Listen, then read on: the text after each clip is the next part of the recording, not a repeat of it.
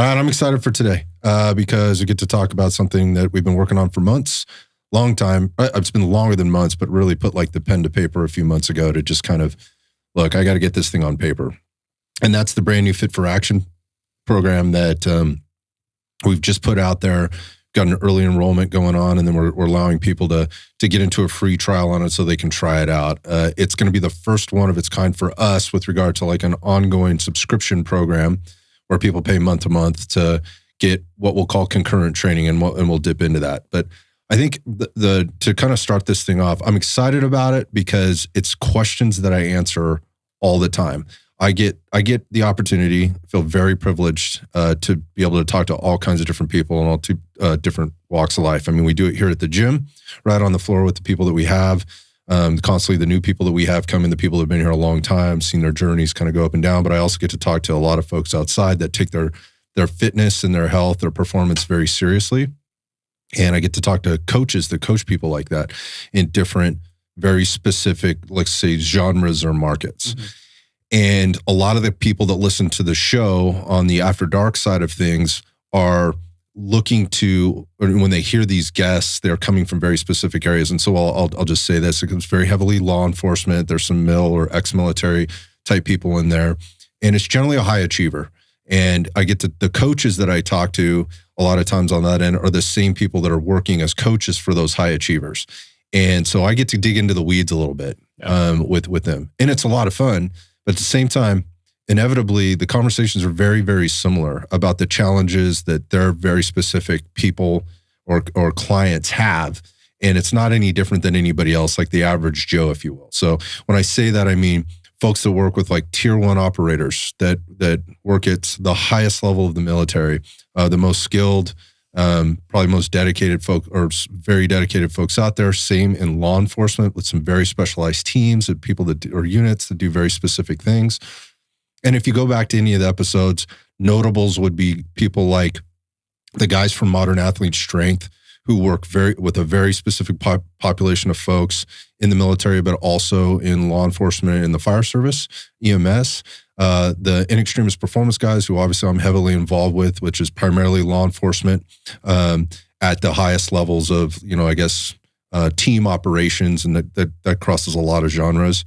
And then also I spoke with Shelton Stevens. We did a really good podcast with Shelton, who works with the guys out in Fort Bragg at the Special Operations Center out there. So I say all that to say, like, a lot of the people that listen to this show are looking for programs that get them kind of in the best kind of shape they can be in. And they're hearing a ton of stuff. They're like, you got to dry fire. You got to go to jujitsu. You got to cold plunge. You got to do this. You got to do all these things. You got to stay strong. You got to be fast. You got to have power. You got to have capacity. You also have to be a good person. You have to be a good man. You have to be a good dad. You need to go to church on Sundays, right? You need to do your mobility work. There's just a lot of stuff, right? So I get into these conversations outside of that genre, and it's people that are looking into those places that are looking for answers to their fitness program. They're like, dude, I'd like to maintain or get a little stronger. I definitely want to have a little power, and I'll explain why they want that in a second. And my capacity is always this thing, or my endurance is always this thing I'm always really challenged with. And I'm trying to get it all done in a week, in my weekly training plan or whatever their training cycle has to be. But I got stuff, man. And I also like to get on the mat and roll, right? I like to get out and ride my mountain bike. I like to run or ruck. I like to, go surfing on the weekends. I like to hike. I like to do different things. And there's a lot of times it conflicts. Like, I'm too sore. I'm too tired. I'm not recovered. And I'm not getting results, or I'm not getting the result that I want. I'm having a tough time balancing it all. And I go, dude, I hear you, because I'm the same guy. I don't have a job to perform for. I have a life that I want to be ready for at any given moment, right? So what I mean by that is like, I'm not talking about like doomsday prep. I'm talking about like, hey, if somebody calls me up and says, hey, dude, we're going out on the group ride on Saturday, do you want to go? I want to go and not suffer, right? And I don't want to have to plan for 3 days to get this thing done. And I don't want to have to recover for 3 days. It takes me out of my regular workout routine or whatever. I don't like feeling unfit. I also don't like hurting. I don't like feeling in pain. And I don't like it when I'm talking to folks that are like, yeah, I've been working really hard, but this shoulder thing won't go away. And I start talking about their program and I'm like, yeah, well, it could be a little bit about what you're doing there in terms of volume, intensity, exercise selection. And I guess my point is I wanted to put something together that I could kind of give somebody and go, hey, try this. Something that managed volume, managed intensity, that worked in with somebody's lifestyle and those things that they like doing outside the gym. Right. And I did a little poll actually, like how much training, how much of people's fitness programs or training takes place like in the gym, like in the weight room, in the traditional sense of gym versus outside. And the average is about 75%. So that leaves 25% over where they're trying to get their fitness done outside, like again, like on the jiu-jitsu mat or, on their bikes or running or whatever else. And when I talk to certain people, it seems like, well, it doesn't seem, it became very apparent to me there's a lot of confliction there because what they're doing in the gym doesn't necessarily match up with what they're doing, what they're trying to achieve in those other fitness endeavors. And they're having a tough time balancing it all through the week. And I get that.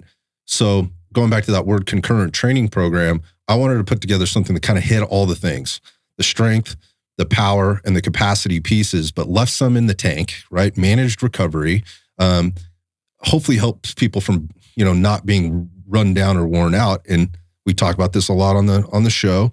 As you get older and you're involved in different things and you like to do different things slow down, recovery times slow down.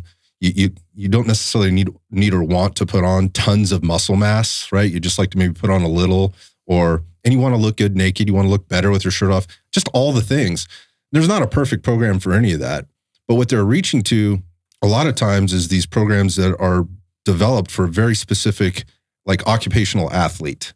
So again, like that tier 1 operator, bro, you're not a tier 1 operator, right? You don't have the access to the resources, you don't have the time, and you're certainly not that dude from a physical perspective. That's okay, right? The other one is like the occupational athlete, like somebody that's on a law enforcement officer that needs to be able to run fast, right? To do things and be physical when they get there and have a certain amount of skill. And there are people out there, and I just mentioned 3 of them, that's what they do. They put together these programs for that population and those people. But there wasn't really anything that I found on the in-between for guys like me that are just dudes that are trying to be the best they can for as long as they can and maintain and show up in shape and have their fitness show up for them when they want it or they need it. And that's where they were kind of coming to me. A lot of times it's like if I'm in an event and we're doing something like maybe we're out on the range doing a 2-day course or a 3-day course and they're hurting, and it's not that they're not big, strong guys. They don't have a lot of capacity and they're not very mobile, right? And I ask them about their training programs and I'm like, well, what are you doing? Like, well, it makes sense. It makes sense that you'd be hurting right now and you're going to hurt for 3 days after and that knee's still bugging you and you're not very, fast from point A to point B. And then they start asking me like, where could I go? I go, I've seen this program by so-and-so. Great program. Not sure if it's the right one for you. So I tried to find like the 80% solution for folks a little bit more like in my camp. And I think there's a lot of people that listen to the show that are kind of like that. And I just thought I'd give it a shot. And so that said, as it started to come together, I got really excited about it. Like I started nerding out on it and I was going, okay, how do we tweak this, do this? And I was like, it's not going to be the perfect program, Scott.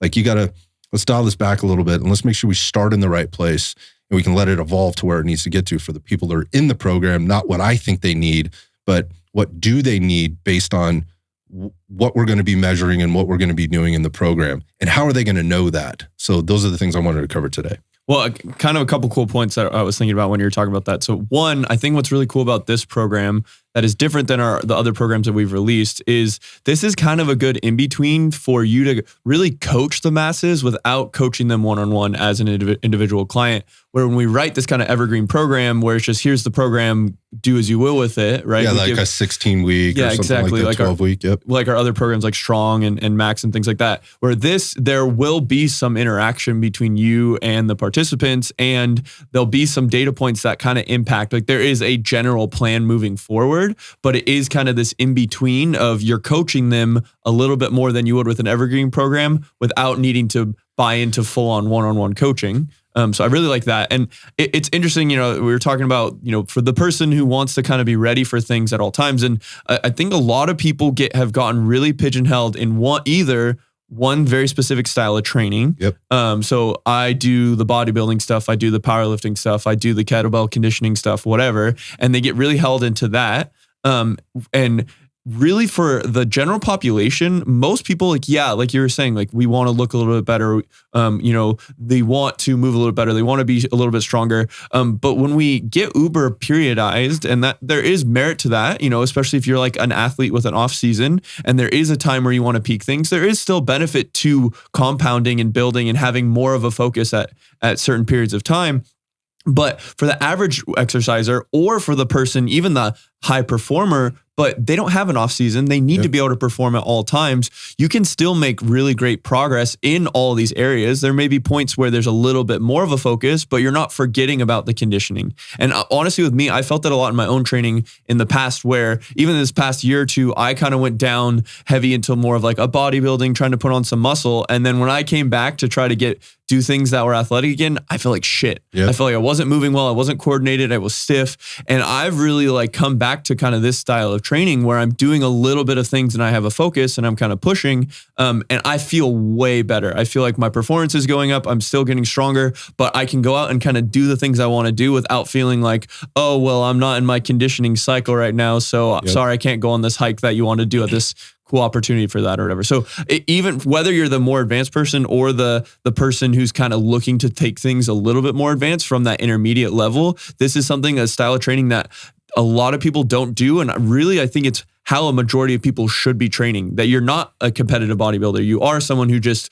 wants to feel stronger, put on some muscle, look good naked, but be able to get on the floor with your kids or do all the activities you want to be able to do. And so I think that's where there's a lot of value in this style of program. Yeah. So going back to the whole concurrent training, method, it gives the individual the ability to work on their strength. It gives the individual the ability to work on their power, to express their strength. So you're bridging that gap. But then also, then there's the capacity component as well. So you're working on your engine to help you be able to do the power and the strength. So, for sure. It makes it very efficient, time efficient for an individual. You're not spending, multiple hours in the gym, multiple days of the week.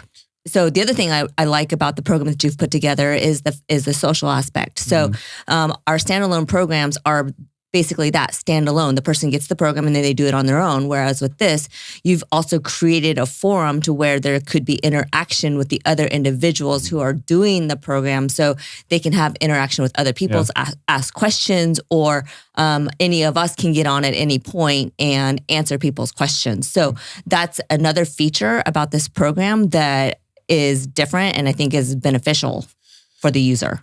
Well, and to go back to what you were saying about, wanting to fit all these in. And I think there are people who attempt to try to fit in strength work, power work, and conditioning work, but they start to feel trashed, like you're talking about, like, man, how do I get this all in? And so I think finding the nuance of how do you manage the volume and the intensity of each thing you're doing, like the intensity of the strength work, the intensity of the power work, the intensity of the conditioning work, and the volume, all those things. It takes a lot of nuance to be able to progress on all those things while still be able to live life and not feel like shit and not feel beat up all the time. So. And let's not forget, I didn't mention it and you haven't mentioned it either, but the mobility component as well.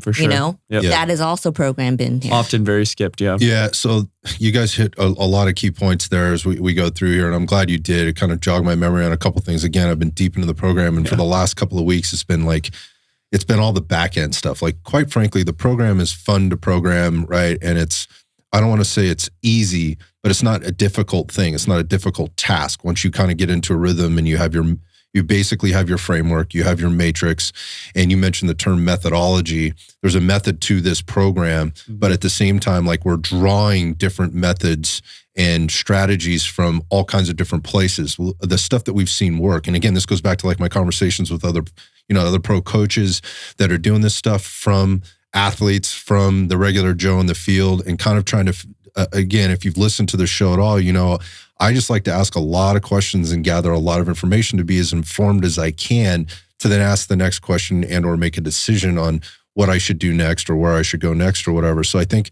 a couple things that come up for me there, and one is like, again, they're trying to do it all, right? And that's what most programs try to do try to do in one thing. They usually overly bias one thing over another. And that's generally based on the coach or the consumer that's like, my conditioning's down, so I need to buy the conditioning program, right? And then when that happens, they don't necessarily like it. One, because they're not good at conditioning and they're doing a bunch of stuff they're not good at, right? Two, they don't really understand necessarily, and I'll come back to this, why they're doing what they're doing and how it fits in. And it doesn't fit into the other things that they're doing. Like, I still want to maintain my strength. I still want to maintain my power. I still like powerlifting or whatever else.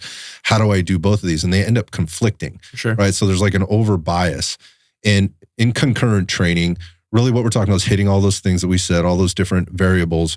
And all concurrent training means it's the same as periodized. It just means we're trying to get a lot of things done at one time. And to your point, people just don't necessarily know how to do that. They have a high level of understanding in one area versus another, and they can really apply that. But they get into these other areas, and you mentioned the term nuance.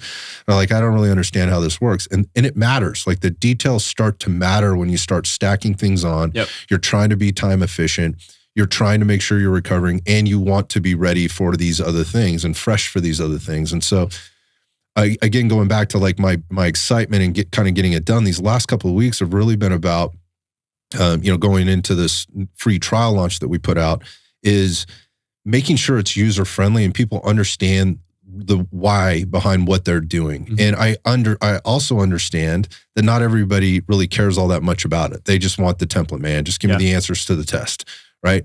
I understand that part too. And we've done that to a certain extent, but you'll do way better in the program. You get a way better result, both in the short and the long term, if you understand at least high level with what we're doing and why we're doing it and how it plays in going forward. You mentioned the group stuff, or the community component. I also understand that not everybody wants that, and that's fine. You don't have to be involved in that at all. You can turn that off, in the app if you don't want to get, you want to be part of the forum, but you'll still have two-way messaging where you can hit me or any member on the team, and we can help you with some things, and we'll talk about that a little bit more. But I think like the busy schedules are generally one of the major things, because it plays right into the key component to any program is the consistency piece. Right. So having a tough time, like I have this 5-day-a-week program, but it conflicts with the other things in my schedule. And again, that could be the BJJ, the bike riding, whatever, the running or whatever else. The other thing is life. Like, I got a work schedule, and these workouts are taking me an hour and a half to get through, and it's taking away. It means I have to take something off the plate in order to get it done. That's a challenge for people. The other thing is that you mentioned, or we already talked about this, and that is like, it's usually biased, very biased in one variable discipline over another, or discipline over another. So it's kind of leaving some things off. And I get why that happens. It's very tough to balance them, right? So there has to be an understanding of that methodology and what we're doing and what we're trying to get out of it. The other thing is, like you said this, the other key point was doing too much volume and intensity. Just, do more, lift heavier. And that works for a while until it doesn't. And anybody that's done this long enough recognizes that. And that's when the program hopping starts, and this program isn't working for me anymore. Or, I need to change my goals or whatever else, because I'm not getting out of the program what I wanted out of the program. It's generally not the program. It's generally the things I've already mentioned, right? As well as not knowing how to make adjustments for yourself. And we have built that in to understand what adjustments you can and should make for yourself at certain points. And we'll talk about what we're doing to back that up here in a minute. And then I guess that leads right into actually not knowing how to track your progress. Like, what progress am I actually making? Because if all I'm tracking is how much weight I put on the bar, or simply how much time did this take me to do this particular thing, there's a lot of things there that you're leaving off, and we're trying to make that easy. So easy that as long as you're tracking it in the app, it's taking care of all that for you in the back end. Now, I know there's other apps that do that, but we're putting together some tools to be able to deliver to folks, not just automatically, or it just kind of happens for you, but some things where you can go back, for those that want to dig a little deeper into this and understand things a little deeper, give you some tools to be able to, like, here's how you make the fine-tune adjustments depending on where you are in your journey or where you enter into the program. Well, with this too, that's cool about the app is, and kind of how the intention of the program is, it's still, like we said, it's very working on all attributes at one time, but there still is a little bit of more of a focus for each block where like, hey, we are going to still do strength, power, and conditioning, but we're going to put a little more emphasis on the strength for this 6 weeks block. And how do we peak that? And how do we get that benefit? And you're still going to be doing strength in the next block, even though it may be a little bit more focused on conditioning, but you're still maintaining that. But what's really great about the tracking metrics is it might be 3 months before you're like maximally pushing your heavy squats, your back squats. And to really see that difference, that maybe when you're doing a little bit more conditioning focus, the back squat, the needle wasn't moving that much on that. But now when you hit the back squats 3 months later, when you're really still focusing on a little bit more of the strength, you can go back and you can see what your lifetime PR was, or you can even see what you were hitting those 3 months ago. And you can see that big variance, that difference. If you're following this program year round and you continue to stick with it, you'll see these things kind of come back around and like, oh yeah, I guess my pull-ups, I was doing 5 body weight and now I just did 5 with, 10 kg strapped to my body. Like I didn't necessarily feel that progression from week to week, but now I can go back and see that based on the data that's objective, that kind of doesn't lie to you in that way, right? So yeah, exactly. And I think like having that history, and we beat it up all the time, we'd be remiss to not be able to provide somebody the tools in order to be able to do that. You can't just say you need to track and then give them a program and not give them a way to do that or instructions on how to do that. And so we're giving you some instructions. It's very simple. Just do it and plug in what you did. So again, I don't want to make it all about data, but I've never, ever met anybody that regretted tracking the data once they did it, right? And or getting some metrics, because it doesn't lie. You're right. The numbers won't lie. They also might need to be further examined. Like I'm not making these gains in this particular area, but I have this data to look at and I go, well, actually I am. Yeah. It's just not what I thought in my head, which is a big problem with a lot of programs. Is you buy a program and you think you should be getting a result, and that's just built up in your head. Like I should have this result X, whatever it happens to be, but you didn't actually do the things to actually get that result. Or you're not aware of the things that are happening behind that or underneath that are going to contribute to that result over time. And to your point, that's the thing with, again, this it's kind of a buzzword right now in this concurrent training. You hear people talking using the term hybrid athletes, right? Where they're kind of trying to do everything. I'm okay with that term. Excuse me, because I think people can relate to it. Like they understand, I don't just get big, I can actually run and I can actually be I can express the strength and the muscle that I have in some form or fashion. If you want to call it that, that's fine. This isn't a hybrid athlete program. Again, I don't know what that is, but if you can relate to it this way, that's pretty much the definition of the concurrent training. Is that we're constantly working all these things. And yes, there will be more of a focus during certain blocks and periods. We come out of the gate with this just at the beginning, where I think most people want to be or have probably spent quite a bit of time and can easily ease into this program. That is a thing about doing like a program for the masses. Like, hey, how do we get people on board and get them doing this and feeling comfortable with it, and it's not completely foreign to them? So the first block of this the first couple of blocks are going to be mainly a strength and hypertrophy focus. Yeah. So you're going to be seeing and visiting exercises that you're probably very familiar with, equipment that you're familiar with, but there are some things in there that may be a little bit different for you. Probably going to be a little bit more unilateral work after a while. Maybe you're not doing a lot of that. Again, where are we putting in the power pieces? Not a ton of power focus in this first block, right? There is some. We're going to establish some things. First, movement, right? A good foundation of movement, right? A good foundation of strength, right? We're going to put on a little bit of muscle, and then we'll move into some power movements. And all the while, yes, we're doing a little bit of capacity. Going back to the capacity piece, it's a piece that I think is the most misunderstood and misapplied part of any of these programs. For sure. Yeah, I mean, I think with capacity, I think so many people just think of, if I do this thing that feels like cardio and I'm tired, then I'm doing my capacity work. I'm going to go on the stair stepper for 30 minutes after my workout. Where we've done whole episodes on the different types of capacity training or conditioning work or cardio. There is some nuance between those things, but I think a lot of people just think, and we actually, you just did a workshop here about conditioning, and I think a lot of people were kind of getting some lessons learned of what does it actually mean to train in different heart rate zones? What does it mean? How long should you do that?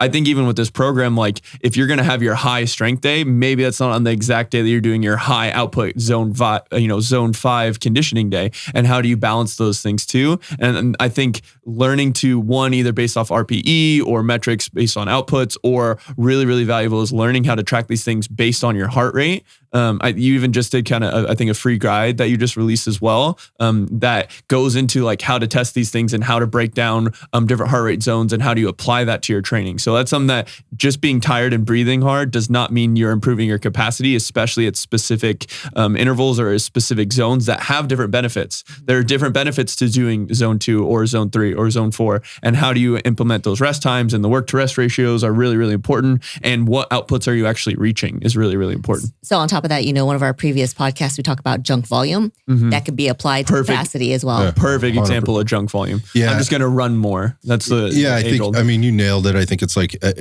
how hard can I work for a period of time, right? Yeah. We're talking about power, right? And we're talking about capacity. When we're talking about that, obviously you have to have a foundation of strength, but organizing that seems to be where the miss is, right? And it generally turns into like a medley of exercises, and it's usually on the clock. And really, there's no other metric being measured, or let's just see, being monitored otherwise. So monitored also mean once you're monitoring it, then you know when to throttle up or throttle back. Mm-hmm. It's also with monitoring it, you can have some metrics.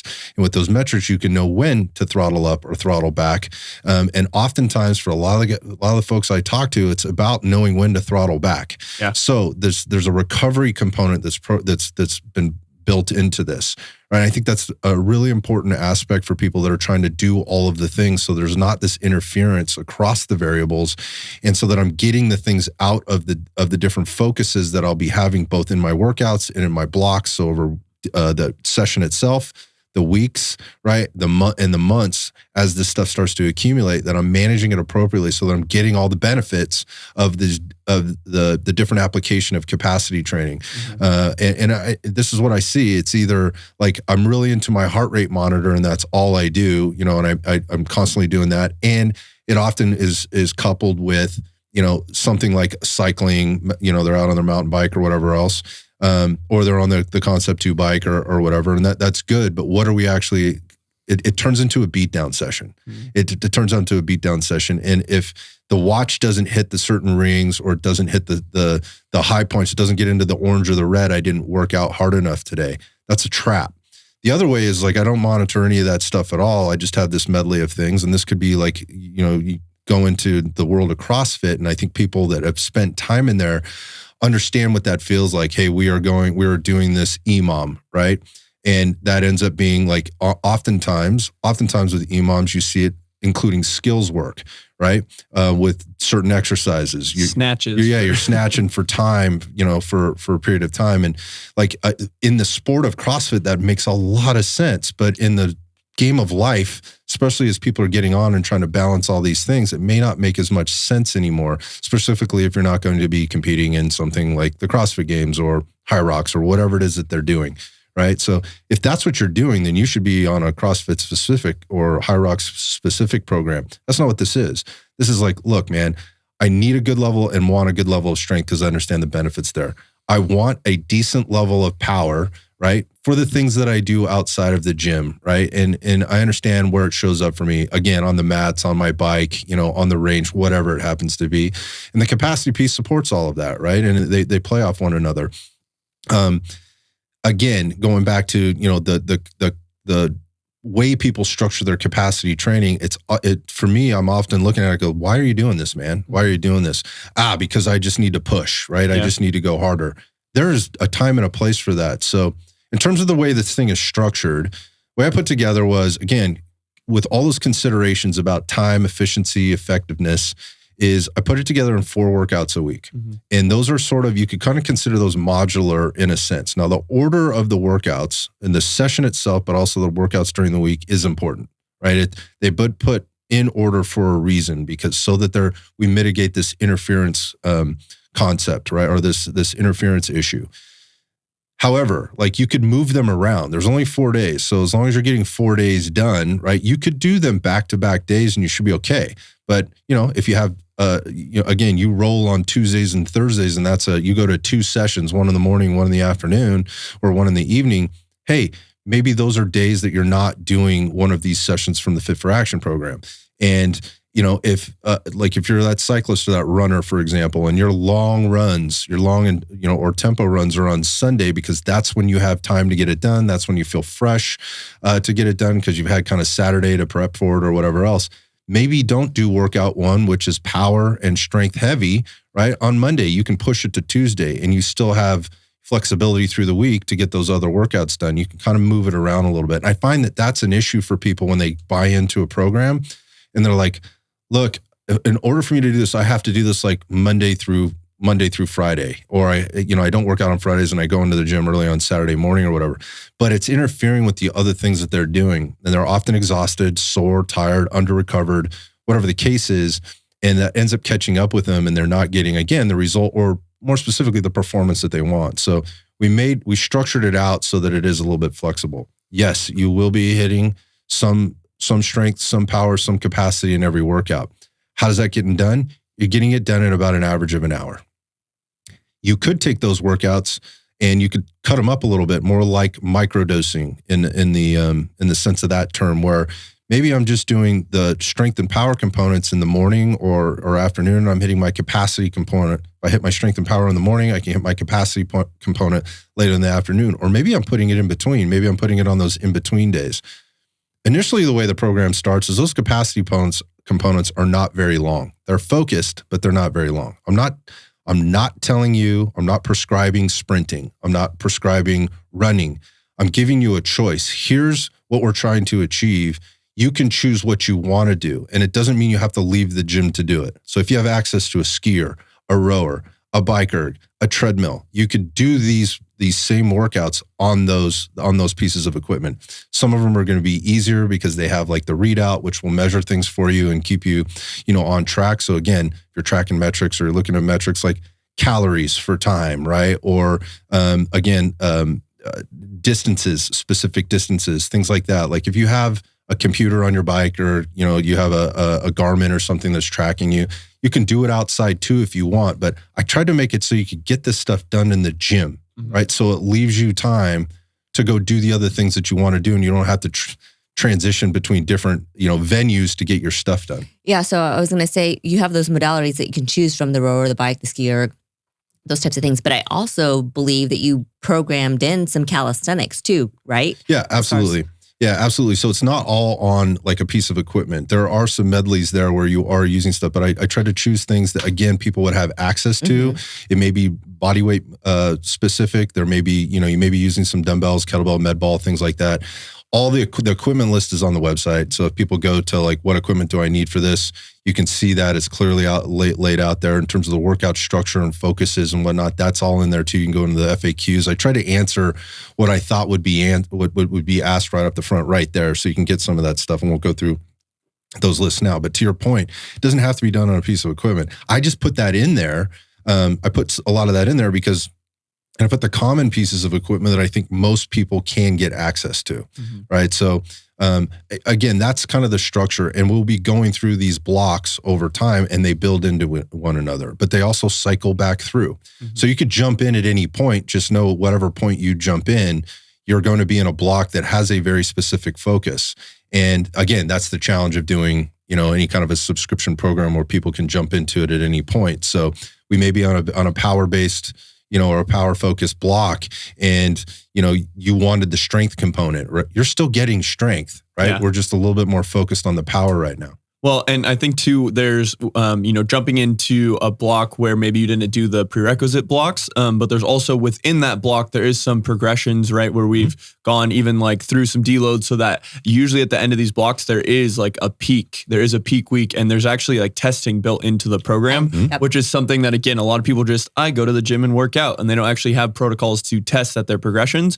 So there might be, again, usually when we write a program, whether it's for a client or in this setting, like there is kind of these first onboarding weeks on the first initial weeks, and then you kind of start to build up, really increase the intensity. Then maybe you take a little bit of a back off, and that can look like a deload. And then usually there's some sort of like the peak where this week you're really, really working, whether that's like a testing protocol or just trying to hit good numbers. And then you kind of come back, titrate back down, and then you build up in that mountain again. So even though this isn't a periodized program, there's still this kind of ebb of flowing. And that's also how you manage all these factors with getting good progression and progress and growth without getting too much into fatigue and overworking too. So yeah, great point. And so just in terms of the structure of those workouts and what they look, I kind of gave you like it's the 4 workouts a week. You're going to be doing like two main movements, right? Whatever it is. Like Monday is more of a power and max strength day. Then you move into another strength day, which is a little bit more anaerobic, right? And I'll come back to like what kind of movements you're doing. And then on Wednesday, you're going to go into a little bit more, again, it's still strength, power, and capacity, but it's a little bit more of aerobic. We're hitting a few more repetitions. And then there's Friday, there's the 4th day, which could be your Friday or Saturday or whatever towards the end of the week, where again, these things match up against one another. So we're re-hitting exercises. We're getting the volume we need at the intensities we need without overdoing it. So we're dividing up your work across the week, right? You're not doing all of one thing. You're not doing like all lower, right, on workout 1. You would be doing a combination of lower and upper, right? Push and pull. The next one might be pull and push, upper, lower, right? The next one is like a push or a pull push and a pull push again. I also built it so like, hey, inevitably things are going to happen. Like schedule's going to come up, right? So what, if anything, if I had to miss a workout, which would it be? And I would say it would be that 4th workout. Because I don't advise that, but I also understand occasionally things will come up. They just do. Things happen. So if there was a day you were going to drop, you could drop that 4th day and still know that you cumulatively did the things that you needed to do in those other 3 days. I'm not telling you just do it 3 days a week. I'm telling you do it 4 days a week. But if you had to miss a day, you could miss day number 4 and then pick back up on day number 1 the next time you come back in. Just make sure you hit 4 the next training cycle. So yeah, we've talked about, I mean, that's just in general, like the benefits of full body workouts is even if, there's these things come up and there's that specific, like you can skip this day, but you're still moving the needle forward. And when you're working at all these attributes, you're still getting some strength, some conditioning, and some power, right? Every single session. So it gives you, again, that flexibility when, sometimes shit hits the fan a little bit. So yeah, 100%. So going back to the testing piece, I think this is, again, like what result am I getting on? How do I know where I'm going? And when you start to look at when you're training all these different variables, like how am I measuring it? How do I examine, am I getting the result I'm needing? Especially if I've got a focus going on right now, right? So about every 6 to 8 weeks, we're going through an assessment. You could call it a test if you want. It's built into the programming. It's not, this is the only thing we're doing. And so you're still getting within an hour, right? You're still getting all the things that you need, but there's going to be a focus on that particular workout. And sometimes that means swapping order of exercise selection or whatever, so that you're fresh for that assessment. And every 6 to 8 weeks, you're going to see some type of an assessment for the strength, the power, and the capacity components. Again, this would be more specific to where our focus is in the block. Just because our focus isn't necessarily capacity doesn't mean you shouldn't do the capacity component. If you're following this type of a program and you're doing it consistently and you're doing the program, we'll talk about what that means here in a second, actually doing the program, you should see some increases in your capacity, right? Because you are doing the capacity components within that particular block. And it's really important that you understand like what your baseline is there. Like right now, maybe it's really good right now. Maybe it's really poor. And for lack of a better term, you're maybe suffering a little bit through those short capacity components that are immediately built in there. That's okay. And you're going to start to build some capacity, and we're going to test that. You talked about the workshop that I just did, and we talked about the lactate threshold heart rate assessment. It's not a hard one to do. It takes some focus, and I'll talk about that in a second. But the bottom line is we're going to be testing that for you. It's built into the workout. It's part of the capacity training for that day, right? So that's how we build this in. Like if you're on a max strength day, right, we're testing something at max strength like every 6 to 8 weeks. You could talk to coaches and they go, what's appropriate for how often I should be testing? It depends, right? That's a big depends thing. But I want to do it frequently enough to where as people are coming into the program, they're getting a baseline fairly early on, like within their first 30 days, they're getting something done, generally speaking. For those people that come in immediately when the program launches on September 27th, 2025, they'll see that testing happening in weeks 6 and 7, right? We'll also be talking to you about how to prepare for that. So you mentioned things like deloads, right? Deload is a way to do that. Doesn't mean we're not working out. We're still hitting all the things. We're not deloading everything. We're deloading the thing that needs to be deloaded or should be deloaded to go into our assessment the following week fresh, right? So we're managing volumes, we're managing intensity on those deload weeks whenever they happen, specific to the things that we're going to be testing. It doesn't mean we take a week off. It's not that at all. And I think that's a big misconception with deloads is like, oh, I got to take weight off the bar, or I'm going to do less reps or sets today, whatever the case is. Yeah, you should be doing that. It's like the analogy would be like you're using an axe to chop wood. Occasionally, if you keep using it, you keep chopping hard, the blade is going to dull. You're going to have to back off you're going to have to quit chopping wood for a little bit to spend time on your tool there, sharpen it and get it ready to chop wood again. And then now it's sharper, right? You had a little bit of a rest physically. Now you can come back and you're chopping more wood, right? And that's the kind of the concept behind, and you're chopping it more efficiently. So that's the kind of the concept behind the testing. And we're going to be doing this regularly. Again, there's some tracking mechanisms that are happening there. So you have some data to work off of. And, when it comes to doing the program, there is some very, very specific things. And I can tell you, I'm going to warn you right now when you get in there, there'll be a lot of people that are get in there. And the first thing they're going to say is there's not enough volume here. Mm-hmm. And if you think that without looking further into the details of what the specifics are in the program, what I mean by that is very specifically, we have program tempos and recovery times for everything, right? There are targets for you to hit. If you are not managing those, if you're not paying attention to those, then you are not doing the program, right? And you are not going to get the result or basically the adaptation that we are trying to get from this particular thing in the program. It all builds into itself. So I caution people when they open it up, they go, man, this doesn't look like very much. Well, go through the workouts and do those for a few weeks. I'm giving you this longer trial period for you to kind of look at it and actually get into it to see how it works. Go through a few workouts, get familiar with it, because the biggest thing that I hear, like when people get into our Strong or Max program is, dude, I never managed my tempos or my recovery periods, my rest times, let's call it that, like you have them programmed here. And damn, that was difficult. I had to take weight off the bar, right? I had to grab lighter dumbbells. And man, I'm sore from that. And I am tired. I'm fatigued, like mentally fatigued, physically I'm exhausted. This is really, really challenging for me. And I think those are things, and then going back to movement quality, like, look, man, like I hear you say you can squat whatever you can squat, whatever. It's a 315 squat for 10. And then I see you squat. I'm like, dude, that's not a squat, man. Like you're kind of squatting, but that's not really a squat, right? So if you're managing tempos and you're managing the foundational pieces of this, the volume is relative to the intensity and the work and the intention that we're putting into the work that we're doing. And so again, I caution people when they open it up and they go, and this doesn't seem like a lot. Well, why don't you try it, right? Just give it a shot. Leave the ego at the door. Leave the ego at the door, and then we'll see metrically whether it's too little or too much for you, right? Like I'm going to help you with that, right? And if adjustments need to be made, that's the cool part about it. We can do that together, and we can give you some adjustments. Which, I mean, we talked, there's so many variables with all that, and there's so many benefits to things like tempos that a lot of people don't appreciate what the benefits are for that. And we could do a whole podcast of why you want to change the cadence or the tempo of specific movements and how does that change the adaptation for that specific exercise. But I think the biggest thing, you're talking about like the 315 squat. I think it's one thing to, in a specific workout, be following the tempo from set to set, from exercise to exercise, but especially in a program like this where there's, like any good program should have, where there's repeatability and the focus is progression.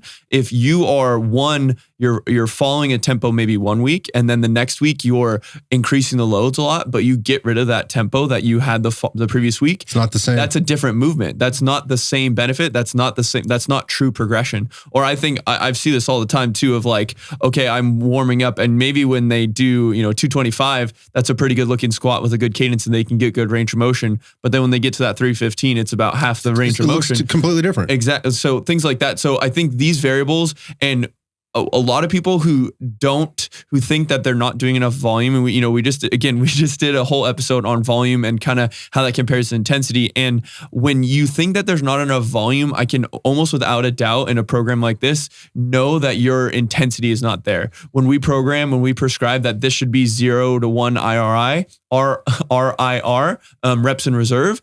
If you're not actually getting to that, if you don't actually know what it is to push that, I could in a workout really, if I'm pushing my intensity, I could just deadlift in a workout and work to a high intensity and feel gassed, right? Mm-hmm. That's not that much volume, but I'm working to a very high intensity. So I think it shows you that if you're not also the prescription of the tempos, prescription of the rest times is a huge miss that so many people I'm just going to, when do I feel ready to go? And it's all over the place and there's no repeatability as well there. But then again, if you're not following the reps in reserve or the RPE that we are actually like prescribing, that this movement should be intense, or this movement on the deload week, maybe it should be backed off a little bit, or these things. And that's where you really feel like the work is not a waste of time or not too little volume because you're fucking gassed from whatever exercise you're doing. So yeah, I just heard a very, very well-known, very popular fitness, let's just say industry influencer talking about this.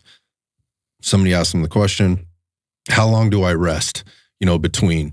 And there's a little bit of science, right? And then there's a little bit of application. Mm-hmm. And there's also the concept of the individual and kind of where they are, right? Sure. And so there's a lot of variability in that, but you have to have some right and left gutter to understand where you are, right? And this was very vague. It was very, very vague. It was very high level. And again, what you're trusting is that the person on the other end understands all the things that you're telling them about, well, you should feel ready to go again. And the quote unquote, the working set needs to be hard. What does that mean?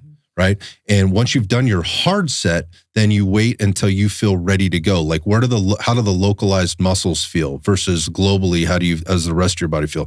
Like what's your breathing rate, right? Or how heavy you're breathing? Let the specific guidance was let the heart rate come down. What does that even mean?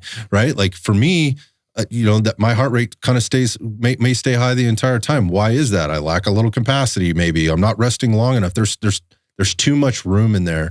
And I think that's where people get confused. And so again, going back to like in terms of managing your volume and intensity, if these things aren't talked about in your program, you got the wrong program, man. Mm-hmm. Like, and I'm not saying like it won't give you some type of result. It will, but these are the important things. And again, I know that's a lot for people. Like, dude, I just want to work out, man. Like I just, I like lifting heavy stuff and I want to work out, and taking weight off the bar doesn't feel right to me. And all this other stuff. Whatever. I mean, if that's your challenge, this isn't the right program for you. I was going to say, that's ego lifting. Yeah, it's this isn't the right program for you. Yeah. Again, there's some science, but there's a ton of application here, and we have to have some right and left gutters. And again, with regard to the metrics that are being tracked on the back end, it will tell you, right, where you should or need to be within a very, very small margin of error. And that's what I think people need. Like they're either given way too specifics and it doesn't match their personal state, or they're given way too much gray area, neither of which are good. So we're trying to narrow this down for folks and give them some more specifics based on them, it's up to them, right, to feed that information in order to get the right information back. It's not all about that, but I think if you want to get the most out of your program, if you're not measuring, you can't manage it. I was just going to say that it goes back to what you always say. If you can't, or you got to measure it so you can manage it. Right. For sure. Yeah. And management takes organization. And that is another big thing that I think people really lack in their workout programs is how do we keep this thing organized and on track, right? Because I'm having a good day versus I'm having a bad day. I'm busy versus not very busy. I'm fired up today, so I'm giving a little bit more effort than I typically give it or whatever. Every one of those things matters, right? And again, it's a lot for people to handle, but I think, for people that are trying to take their fitness and their health and their performance to a little bit of a different level, if you can't get on board with that, right? And and it has to be easy for them. You have to make it easy for them, as easy and as uncomplicated as possible. You're going to end up leaving a lot on the table. And that's not what I want to see for folks, because that's basically the conversation that I'm having when people are reaching out. Okay, hey man, I'm trying to do all this stuff. I'm like, well, I have about 75 other questions before I can, kind of dig into this. And I want to understand better. And when I do, I recognize this is not well organized.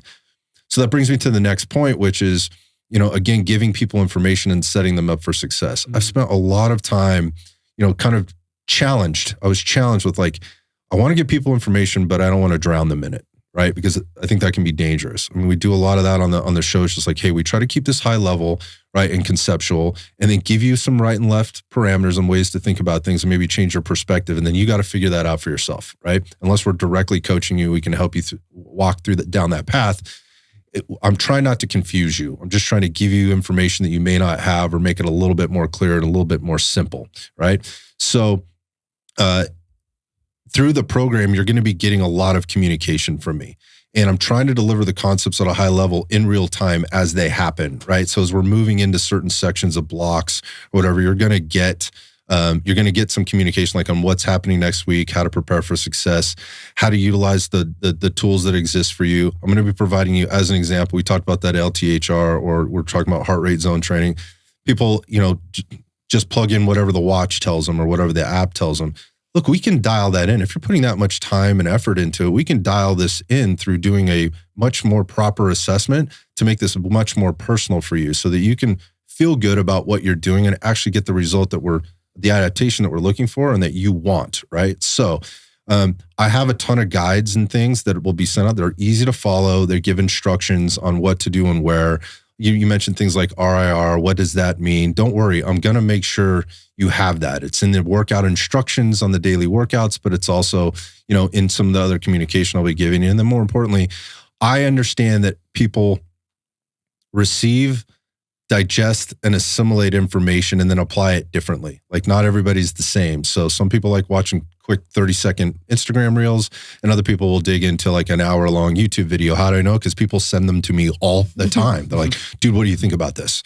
And I'm like, what do I think about what, dude? That was 30 seconds. It was a high-level overview. Or this was a 1-hour video. Which part are we talking about? Yeah. Kind of thing. And so what I try to do is like put it in a framework that people can understand.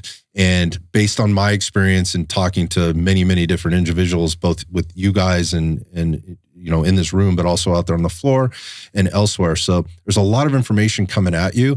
And I think that's a miss for a lot of programs. And this goes back to like your program hopping because you didn't understand how to apply the things that were actually in the program. I really want to handle that because for me as a coach, whenever I'm talking to somebody or coaching somebody through or giving them a program, I now have a personal stake in this. That's how I feel. Like I have a personal stake in this. I don't want to be selling somebody in the immortal words of Tommy Boy, right? In the movie where he goes, look, if you want me to, take a dump in a box and stamp it guaranteed, I will. But, at the end of the day, what do you have? You have a guaranteed piece of shit, right? And I feel strongly about that when people are putting out programs that they're saying you get a money back guarantee or whatever else, but really what you sold them is a piece of shit. And that's not because the science part of it and the programming part of that was altogether wrong, but you gave them no pathway and no information on how to apply that for them. And so I think that's a big miss in a lot of programs. It's something I've tried to overcome. I think I've done a good job with it, but we will see as people get into it. Well, we've talked a lot about this with coaching individuals online and some of the struggles I've had with that being a little bit more disconnected while I'm still trying to help that individual and being connected with them. And I do, it's not to say, especially with who this program is for, that is the more intermediate trainee or someone with a little bit more experience under their belt. But at the end of the day, like this isn't your job. This isn't the thing that you do for a living, right? So even in a good program, but especially in this program where the coach has intentions of the execution of certain exercises, sometimes the individuals who are the ones participating in that program, they don't know what questions they need to ask. They don't know the things that they don't know. And again, not to say you're unintelligent, it's to say that that's not your focus. You don't see the importance of, hey, when we say a 30-second rest time in this conditioning movement, it really does matter. So I think this good balance of feeding information to them to kind of answer questions that the individuals may not know that they have, but then also to kind of give them something to spark some other questions that they have based off of that data that you're giving them, or based off that information that you're giving them. And that's again where there's everplay of this information we're going to be giving you as far as like what is RIR, right? And then kind of giving a brief explanation of that. But then it also allows you to, again, to go back to the point where you have access to us, Scott directly or anyone on the team, of how these questions, okay, wait, you said RIR, but how do I apply it to this? Right. And then how can I, and you can actually message us and get more information based on that. So we're kind of answering questions that you may not know you have, but then hopefully it allows you to expand on the balance of the information we're already giving you, but then information you can seek further guidance on from us. Yeah, really well put. You don't know what you don't know. And I'm trying to get out in front of that a little bit to put some things in your head so that you understand it when you get there, or you realize it, at least are aware of it when it's occurring. So, because if you, the first and most important thing is creating awareness around this stuff so that you can get the most out of your program. And it's okay that you don't have an answer. So we've made it, possible for you to make sure you get the answers you need in a relatively short period of time. So in wrapping all that up, like that's a lot of kind of overview of the program. Again, to get into the depths of the program and kind of what's in there, if you have specific questions about reps and sets and exercise selection and all that stuff, again, the FAQs cover some of that, but the best way to do is to just get into a free trial. I'm giving it away for free, right? So that you can get in there and look at it and have those very specific, because everybody's got a specific question, right? Like, well, what about this? What about that? I wish I could put that all in the FAQs. I wish I could put that all in a 30-second or 15-second Instagram reel. I simply can't. So I try to do my best in answering those questions for you up front. And just know that once you're in, there's going to be a lot of information coming at you, both immediately and then all along the way, concurrently, as we go through different things. So expect that kind of communication and just know that you can communicate back. But I do have a question as far as, did you talk about whether they have access to the FAQs without signing up for the free trial? Yeah, absolutely. So you can get in there, like, and you don't have to get the trial to get the answers to that. So you can just go to the website, right? You get into that thing and it's all right there in front of you, right? It's super easy to access. So what are you going to see when you get into the trial, right? Or when you get into the app? So first off, I've used a lot of apps. There's a lot of big ones out there most people are familiar with, like Train Heroic, right, as an app. There's a lot of great things about Train Heroic for delivering programs to groups or teams. I use that with the In Extremis Performance Group. It works really well for what we're doing there and training groups of individuals. I have my druthers with it. There's some things that I don't prefer from the very specific coaching side of things. And again, that's where I come from, and where we come from is like, look, I want all the tools that I could possibly have sitting in front of me to give somebody very specific feedback about the question that they're asking, right? So the Red Dot Fitness app allows for that. It also allows for a lot of other things. So again, going back to like all the things that we're going to be measuring or trying to track or we're going to be trying to impact it all at any given time, you can connect your devices to it. Like you can connect your Garmin, you can connect your Apple Watch, your Fitbit, all that stuff so that it loads into the app, right? It can communicate there. So you basically have a dashboard of all the things that are going on. If you have a very specific question that needs to be asked, I'm going to have very specific questions about some very specific things. And if it's there and it's local, I can easily pull it up and we can give you a much more informed answer to your question. The more informed we are, the more informed you'll be. And then ultimately, the more informed you are, the more independent you become, which is what I would really love for people. That's what we're trying to do here all the time. Like, look, I see you 2 days a week, but I need you to be doing this stuff outside. I want you to feel confident and comfortable doing it, right? And know that you're doing the right things for yourself. So we've kind of set that up. When you get in, you'll see, again, a lot of apps deliver things in like 1 week at a time. I honestly think that's a thing for the coaches, like, because they don't want to show people too many things. I don't like that. Like, I want to see where I'm going, and I think people need to see that. So they need to see how it flows into the next thing. When you open it up, obviously, like if you're one of those people like, I don't even want to think about this, I just want to open the app and know what my workout for the day is. Well, it does that, right? It's there, but you're also going to know what the next one is, and the next one is, and the next one is. And we're also going to give you a peek into the following weeks. So you know how this is building in. So if you're seeing that deload, you're going to be able to actually see like, hey, here, I've deloaded this. Well, what is this actually going to look like next week? So you can peek at it. Again, going back to the testing and measurement side of things, we built that in. Again, there's going to be people that get in the program and do nothing with the app except for look at the workouts. That's up to you. You go ahead and do that. Again, I think you're leaving a lot on the table because it's going to get to a point where you're going to be like, this isn't working, right? Is it? Or is that you didn't do the work in order to understand how to do the work in order to get the result that you were looking for? So you'll have access to immediately start doing that. I'll be communicating and sending out information about, like, again, how to prep, how to test, how to assess. That two-way messaging will be switched on right away for you, so you can start asking questions right away. Even inside the trial, it's there.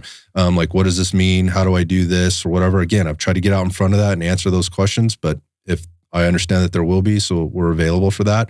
And, and over time, you'll see the thing evolve, right? Like, and I mentioned that at the top, like, again, there will be different focuses and different shifts, and we will prepare you for that. So you don't just wake up on Monday and see what Monday's workout, and that's all you know, and you don't know what to prepare for tomorrow.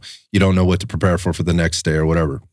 Again, there's some consistency. Don't expect to see 10 different workouts, right, over the course of a 4-week period. That's not how this gets done. This gets done with consistency and doing the same things consistently, right? So that you can actually track, measure, and adjust to what's out there or what you're trying to get done. So we're again, when people get into apps, I think they expect like, well, this looks like the same work as I did last week. Yeah, it's the same workout, right? Yeah. But you need to be focusing on these things within that workout and where is this going?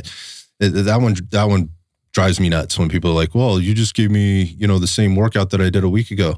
Well, what did you want me to give you, man? Like, what did you want me to give you? You did that thing once. We haven't done anything yet. We need to repeatedly do this. So things to look out for when you get in there.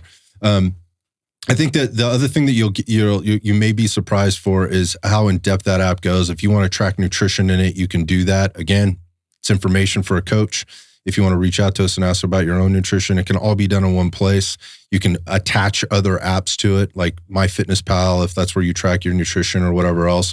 And it sets us up for deeper conversations as we get into and are providing you more information about different things. So again, concurrent training shouldn't be confusing, but it is because of all the variables we're trying to manage, right? And so I get that, so we tried to make this uncomplicated.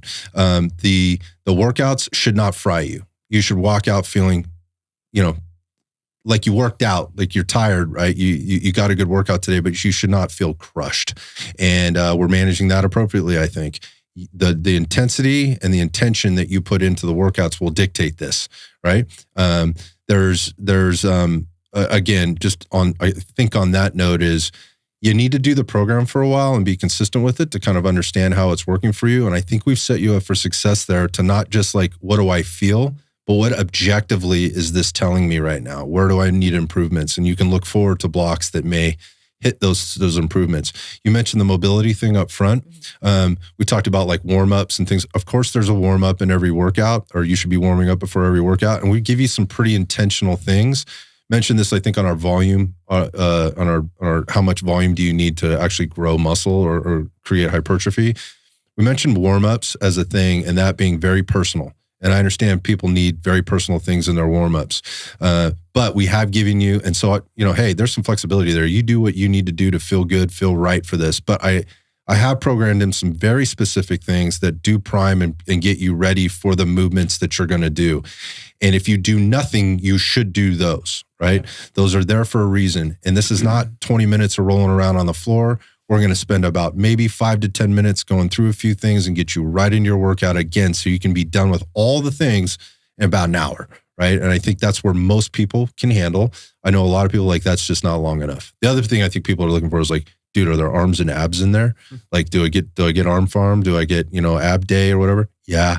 I put some of that in there because I know you're going to do it anyways. So I went ahead and programmed it for you, right? If you want to do extra on that stuff, knock yourself out. I don't really care. How much benefit do you get out of it extra from that?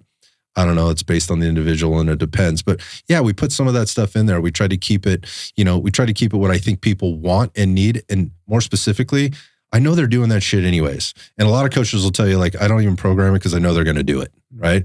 At the same time, if I'm trying to get you in and out of there in an hour and I'm telling you, like, hey, let's manage this effectively and appropriately so that you can do all the other things that you want to do and still get a good physical and physiological result from the training, I'll program it for you. I'll put it in there. Yes, you're going to be doing some barbell or some dumbbell curls or barbell curls and some tricep extensions, and you're going to be working on some shoulder stuff and some of those sexy muscles or whatever. But at the same time, like, it is very purposeful.